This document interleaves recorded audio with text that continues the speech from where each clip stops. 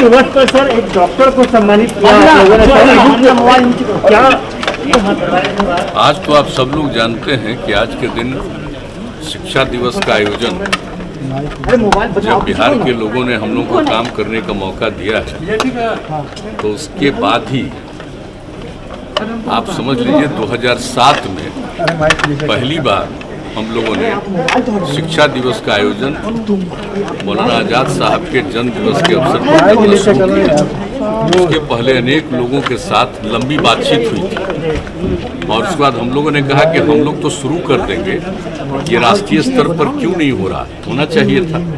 लेकिन हम लोगों ने जब शुरू कर दिया 2007 में और उसी के बाद यहाँ से पत्र भी लिखा सेंटर में और उसके बाद सेंट्रल गवर्नमेंट ने भी उस समय स्वीकार कर लिया और 2008 से फिर शिक्षा दिवस का पूरे देश में आयोजन उनके जन्म दिवस के अवसर पर 11 नवंबर को शुरू हुआ। तो हम लोगों ने काम शुरू किया और आप जानते हैं कि इसको लेकर के शिक्षा दिवस के अवसर पर हम लोग बहुत बड़ा कार्यक्रम का आयोजन करते रहे।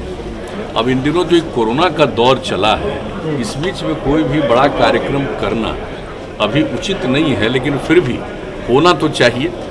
इसलिए संक्षिप्त रूप से ही ये किया गया और जो उनको पुरस्कार देना उनको डॉक्टर झा जी को पुरस्कृत किया गया, जो उन्होंने काम किया जिसके बारे में आपको बता दिया। लेकिन हर बार हम लोगों ने जितने तरह से शिक्षा दिवस के अवसर पर और इनकी स्मृति में लोग याद रखें कितना बड़ा काम किया उन्होंने। मौलाना आजाद साहब देश की आज़ादी की लड़ाई में और वो उस समय के राष्ट्रीय अध्यक्ष कांग्रेस पार्टी के अध्यक्ष भी रहे और उसके बाद जब सरकार ये जब आज़ादी मिली और उसका 2 हिस्से में बंट गया देश और क्या बुरा हाल हो गया, इसके लिए बापू कितना घूम रहे थे, सब लोग कोशिश कर रहे थे और उसी समय सब लोग जो जा रहे थे अल्पसंख्यक समुदाय के लोग, तो इन्होंने ही कहा था कि भाई देखो ये देश आपका है, यहाँ से क्यों जा रहे हैं। तो उसके बाद ही ये ऐसी बात आई कि उसके बाद ये रुका और तब जाकर के शांति हुई। तो उनका योगदान बहुत बड़ा है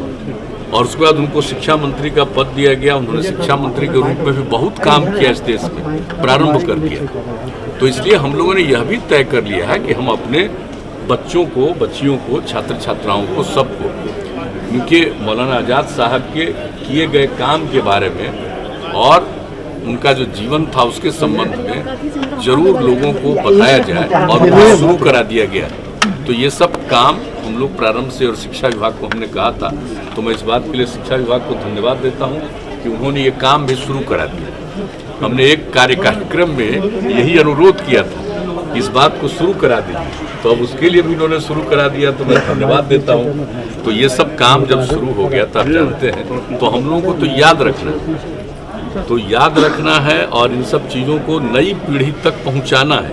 इसलिए चाहते हैं कि उनके जीवन के बारे में, उनके काम के बारे में नई पीढ़ी के लोग जानेंगे, तभी ठीक ढंग से समझ पाएंगे कि लोगों को कितना संघर्ष करना पड़ा और किस तरह से देश आज़ाद हुआ। फिर देश को एक इसमें जो एक बहुत ही खराब स्थिति उत्पन्न हुई, तो उसको फिर से सामान्य बनाने का पूरा प्रयास किया। तो इन सब चीज़ों के लिए उनको हम सब दिन याद रखना चाहिए। इसलिए आज के अवसर पर उनके प्रति हम लोग सब इस बात के लिए आए हैं, उनके प्रति अपना सम्मान प्रकट करने के लिए, उनके प्रति आदर प्रकट करने के लिए आज का इस शिक्षा दिवस के कार्यक्रम पर उपस्थित होने का मौका मिला। और इसीलिए किया गया कि भाई अगर हम लोग शुरू कर देंगे तो आप जान लीजिए कि बहुत लंबा कार्यक्रम हो जाता है। तो फिर तो आप जानते ही हैं कि अभी जरा सा इन सब चीज़ों पर रुकावट है, इसलिए हम लोगों ने औपचारिक रूप से जरूर एक कार्यक्रम कर लिया। लेकिन अब जरूर इतना घट रहा है, अब जो स्थिति हो रही है कोरोना की और अपने यहाँ जो ट्रीटमेंट हो रहा है सब चीज़ के लिए और जिस तरह से सब कुछ टीकाकरण का काम चल रहा है, तो इन सब चीज़ों के बाद अब मुक्ति मिलेगी, हम लोगों को पूरा उम्मीद है। और जब मुक्ति मिल जाएगी तो फिर सामान्य परिस्थिति में सब कुछ होगा। इसलिए आप सब लोगों को बहुत बहुत धन्यवाद। आपने बहुत तैयारी भी की थी सर, और क्या कितने लोग आए होंगे सर? क्या बहुत लोग, देखिए छठ पर्व के बारे में तो जो भी बात हो उसके बारे में तो आप सब लोगों से जब तक हम लोग घूम रहे थे चर्चा करेंगे, तो आपने देख लिया कि इस बार छठ पर्व में बहुत लोग शामिल हुए और बहुत ठीक ढंग से शामिल हुए, कहीं कोई अशांति नहीं रही, ठीक ढंग से हुआ। हम सब लोगों का अभिनंदन करते हैं और सबको बधाई देते हैं। अगर आपने अभी तक हमारे चैनल को सब्सक्राइब नहीं किया है तो तमाम और खबरों के लिए हमारे चैनल को सब्सक्राइब करें और देखते रहें आंखें न्यूज 24, नजर हर खबर पर। क्या आप पत्रकारिता के क्षेत्र में अपना कैरियर बनाना चाहते हैं? तो आज ही Royal Ashoka Institute of Mass Communication and Journalism में अपनी जगह सुनिश्चित करें। आर्यभट्ट ज्ञान विश्वविद्यालय पटना से मान्यता प्राप्त 100% प्लेसमेंट के साथ royal Ashoka Institute of Mass Communication and journalism नामांकन जारी है। हमारा पता है DS/16 गायत्री मंदिर के समीप कंकड़ बाग पटना 8,20,000। आप हमें संपर्क भी कर सकते हैं। हमारा मोबाइल नंबर है 9955456126।